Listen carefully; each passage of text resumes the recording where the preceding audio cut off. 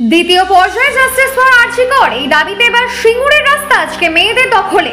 স্লোগানে সিঙ্গুরের পথে নামলেন মহিলারা, তার সাথে যোগদান করলেন তৃতীয় লিঙ্গের সদস্যরাও। সিঙ্গুরের রাজপথে নেমে কালো ফিতে পরে মহিলারা রাখি উৎসব পালন করলো। কালো ফিতে হাতে বেঁধে সিঙ্গুরের স্কুল মোড়ে শান্তিপূর্ণ প্রতিবাদে সামিল হতে দেখা গেল মহিলাদের। শুধুমাত্র একটাই স্লোগান, উই ওয়ান্ট জাস্টিস।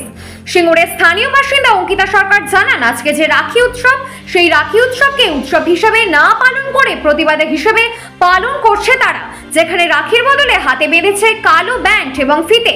কারণ 9ই আগস্ট যে নৃশংস ঘটনা ঘটেছে তারই প্রতিবাদে এই কর্মসূচি, এবং যতদিন না এই সুবিচার পাওয়া যাবে ততদিন এই ধরনের প্রতিবাদ এবং আন্দোলন চলবে। পাশাপাশি সিঙ্গুর বৃহন্নল কমিটির অন্যতম সদস্য সন্ধ্যা বলেন, যেভাবে একটা মেয়ের উপর অত্যাচার হয়েছে তারই প্রতিবাদে আমাদের এই কর্মসূচি, এবং আগামী দিনের এই ধরনের ঘটনা আজ যাতে না ঘটে এবং যার সাথে এই ঘটনা ঘটেছে সেই মেয়েটি যেন সঠিক এবং সুবিচার পায়, সেই দাবিতেই রাস্তায় নামা। Bureau report, Bengal news express.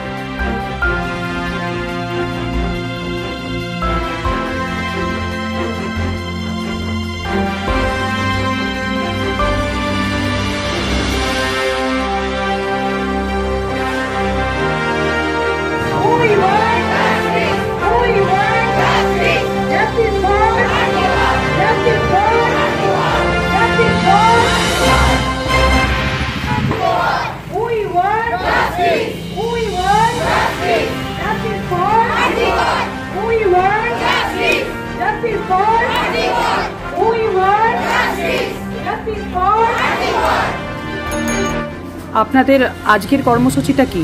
19শে August 2024 আজকে রাখি বন্ধন উৎসব। এই উৎসবে রাখি বন্ধন উৎসব আমরা উৎসবের মতো করে পালন না করে আজকে আমরা প্রতিবাদ জমায়েত করেছি, যেখানে আমরা রাখির বদলে হাতে বেঁধেছি কালো ব্যান্ড বা ফিতে।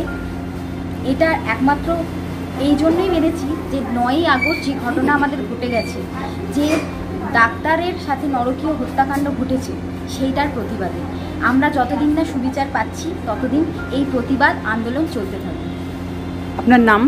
অঙ্কিতা সরকার। আপনি কোথায় থাকেন? সিঙ্গুর। আজকে আপনার এখানে জমায়েত কেন করেছেন? আজকে 19শে আগস্ট 2024 আজকে ভাই আর বোনের মেলবন্ধন, রাখির মেলবন্ধন, কিন্তু আজকে আমরা হাতে কালো ফিতে বেঁধে এই রাখি আমরা পালন করছি। কেন?